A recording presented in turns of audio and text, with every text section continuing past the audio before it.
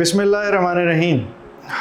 Blood pressure कुछ ऐसी दवाइयों से भी होता है जो बहुत ज़्यादा इस्तेमाल की जाती हैं, और बहुत सारी ऐसी दवाइयाँ हैं जिसको हम सो कॉल्ड हर्बल मेडिसिन कहते हैं, उनके इस्तेमाल से भी ब्लड प्रेशर बढ़ता है।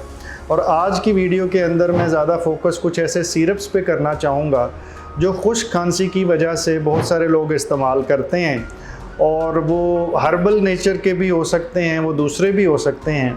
ऐसा नहीं है कि सिर्फ हर्बल दवाइयाँ जो उनसी हैं उनसे ब्लड प्रेशर बढ़ता है। जो एलोपैथिक की बहुत सारी दवाइयाँ, उन पे मैं कई वीडियोस बना चुका हूँ, लेकिन ऐसी बहुत सारी दवाइयाँ जो खुश्क खांसी के लिए इस्तेमाल कर जाती हैं, मैं सिरप का मुकम्मल नाम लेना तो शायद मुनासिब नहीं है, लेकिन वो कई मशहूर सिरप हैं जिनके नाम के साथ आखिर में लिखा जाता है प्लस मलेठी। तो वो स्याह भी गालबन उस सिरप के नाम में आता है, लेकिन वो एक सिरप है, उसके मुकाबले में कई और सिरप हैं जो मार्केट में अवेलेबल हैं और उनके अंदर भी यही चीज़ें मौजूद होती हैं। मलेठी अच्छी चीज़ है, लेकिन मलेठी ब्लड प्रेशर के मरीज़ों के लिए ज़्यादा इस्तेमाल अच्छी चीज़ नहीं है। लिकोराइस या इसके अंदर एक आम ज़ुबान में उसको कोई आसान नाम नहीं है तो मैं उसका नाम लेने से गुरेज ही करूँगा, लेकिन इसके अंदर एक ऐसी मटेरियल मौजूद होता है जिसकी वजह से ब्लड प्रेशर बढ़ जाता है। और अक्सर लोग खुश्क खांसी के लिए, जैसे कि सिगरेट कुछ लोग पीते हैं या किसी और वजह से खांसी होती है, तो वो ये सिरप भी ले रहे होते हैं और उसके साथ साथ खांसी बीपी की दवाई भी ले रहे होते हैं, और शिकायत ये होती है कि हमारी बीपी कंट्रोल नहीं हो पा रहा। उसमें रिक्वेस्ट ये है कि अपने मालिज को ज़रूर बताएं, और बाज़ कई डॉक्टर्स को भी ये इल्म नहीं होता कि कोई और सिरप जो इस्तेमाल हो रहा है उसके अंदर क्या है। अगर आप ज़हनी और जिस्मानी सेहत के बारे में इल्म, नए तरीका इलाज और नई से नई तहकीक के बारे में जानना चाहते हैं तो इस चैनल को सब्सक्राइब करें, बेल आइकन को क्लिक कर दीजिए।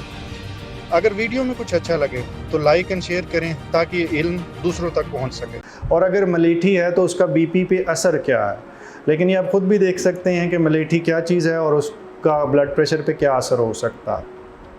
थोड़ी बहुत मिकदार के अंदर इतना मसला नहीं होता, लेकिन मुसलसल इस्तेमाल बीपी के मर्ज़ में प्रॉब्लम क्रिएट करता है, और ख़ास तौर पे कुछ ख़ास बीपी के अमराज होते हैं जिसके अंदर ये प्रॉब्लम कई हद तक बढ़ जाती।